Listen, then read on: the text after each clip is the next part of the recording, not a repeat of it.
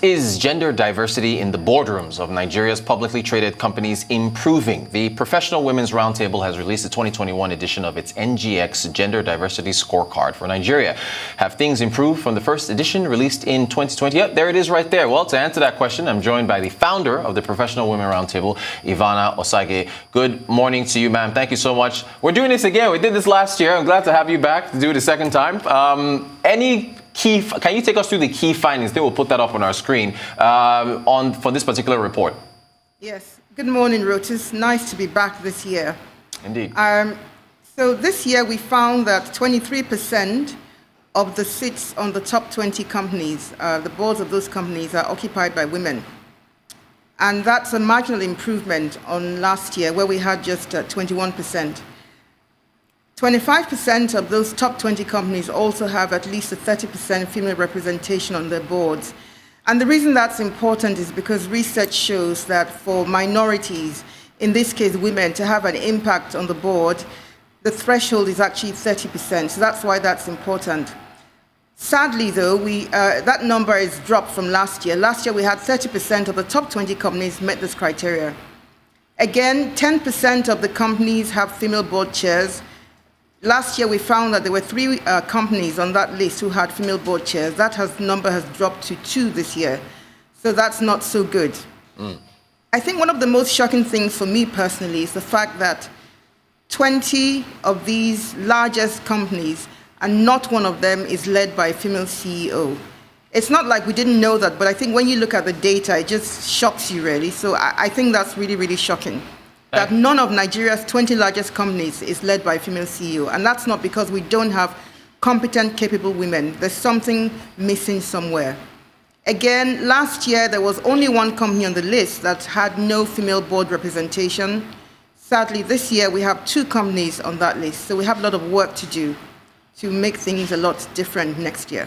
Thank you for that. Okay, so what about I think we have the highest ranked performers in terms of the publicly traded companies that did well. Yes, there it is right there. And then if you can take us through that and the ranking methodology that you have on your report.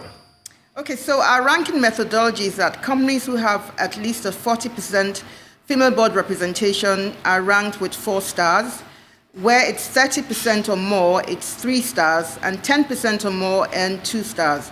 Where it's less than 10%, it's 1 star, and where we have a 0% representation, we rank as non-acceptable.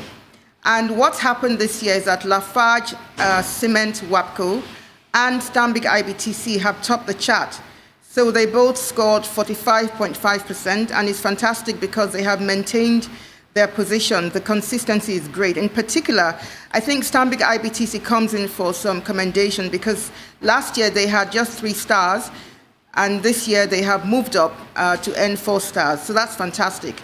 Nigerian breweries also are the 3rd in the list. They earn 3 stars as well with a 37.5% representation, which last year they had 3 stars as well. So that's great. Access Bank is next on the list. They have 3 stars. Access Bank dropped a little bit from last year. Last year, they had a 42.9% representation, and this year they come in with 35.3% representation. And then we have Guarantee Trust Holdings Company, which, as you know, is a new entrant because they were not on the list last year. Last year, we had GT Bank, and this year it's a holding company. So they come in the 5th place with a 33.3% female representation. So they are the top performers. And then if we look at the scorecard generally, some of the companies, I think about 50% of the companies have improved on their position from last year. And that's good news. We have some companies, unfortunately, who have dropped for whatever reason that may be. And we hope that they will do their best to improve so that next year they rise up the ladder.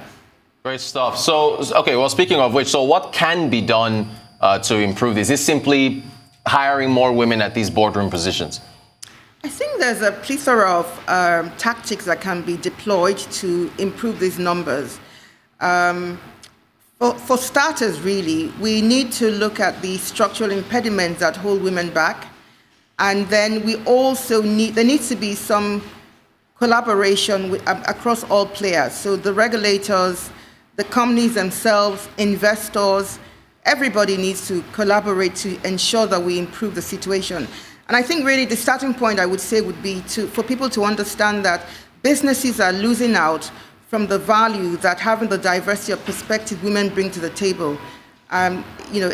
Businesses are losing out on that value. So that's the business reason why this needs to change. It's not just that we want to be fair to women, who in fact are 50% of the population. It's also that the businesses need to untap that value that women bring to the table. The research shows that boards that have this level of diversity outperform their peers. So companies really have a strategic imperative to ensure that they do better with these numbers. So one thing that we can do is to look at the bias that hold women back. Why is it that we have all of these women in the space, but they're not rising up the ladder to the boards? I think that one thing that the companies can do is to look at the criteria for selecting board members. So for instance, people generally believe that for somebody to get into the board, you must be someone with C-suite experience, and that's not necessarily the case.